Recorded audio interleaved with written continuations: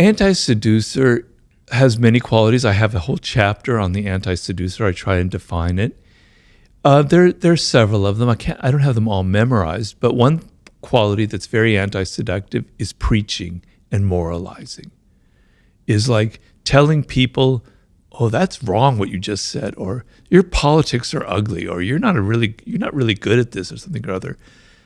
Having a moral superiority, a sense of sanctimony in a realm which should be about pleasure, where should be that kind of equality, that kind of back and forth dynamic, where you're asserting your moral superiority, is deeply, deeply anti-seductive, the element of preaching to people.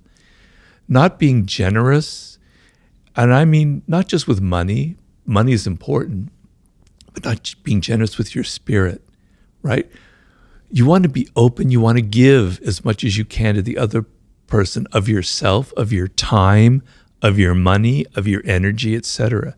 So being all kind of crimped and I don't want to give, I don't want to spend money, I want to take you to the cheap place to eat, I don't want to give you much time, is very, very anti-seductive.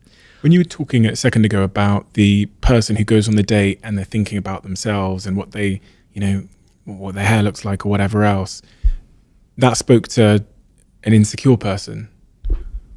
Is insecurity a seductive quality or is it a anti-seductive quality? It is anti-seductive. Now, there is a part of weakness that is seductive.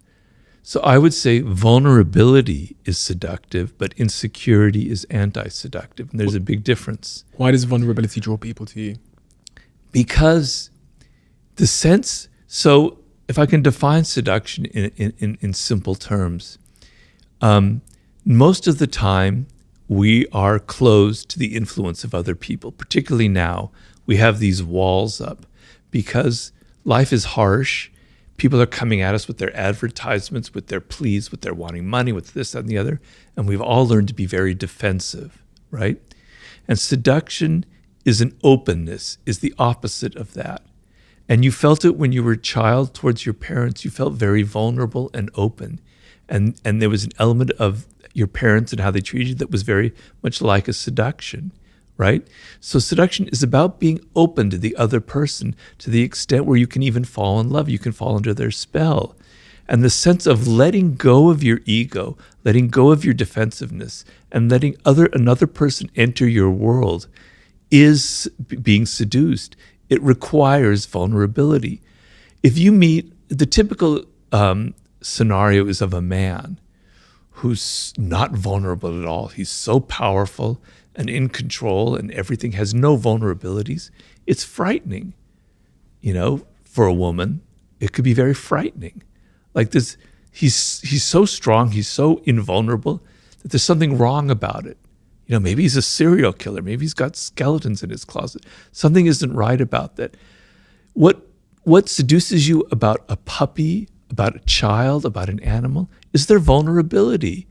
It makes you want to hug them. It makes you want to help them, right?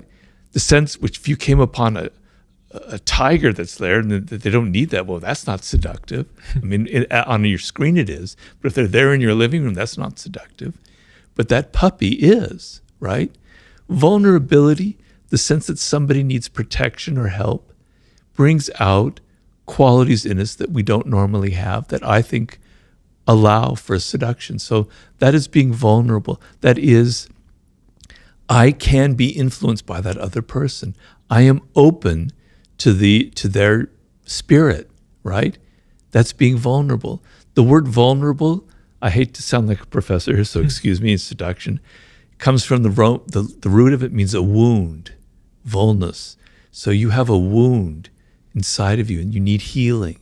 And the other person naturally wants to help you, right? But being insecure is means I'm so self-absorbed, I'm so worried about myself that I can't get out of it. And we've all had that experience. When you meet somebody and you can sense, you can smell their insecurity in them. I'm not judging them because we all have insecurities. It makes you feel insecure. It makes you feel a little bit awkward. Whereas if you meet someone who's not like that, who's confident, etc., it brings out that quality in you. So if you're on a date and there's someone who's, you smell that kind of insecurity, it makes you awkward and insecure. It creates a kind of a problem. So that would be the difference between the two.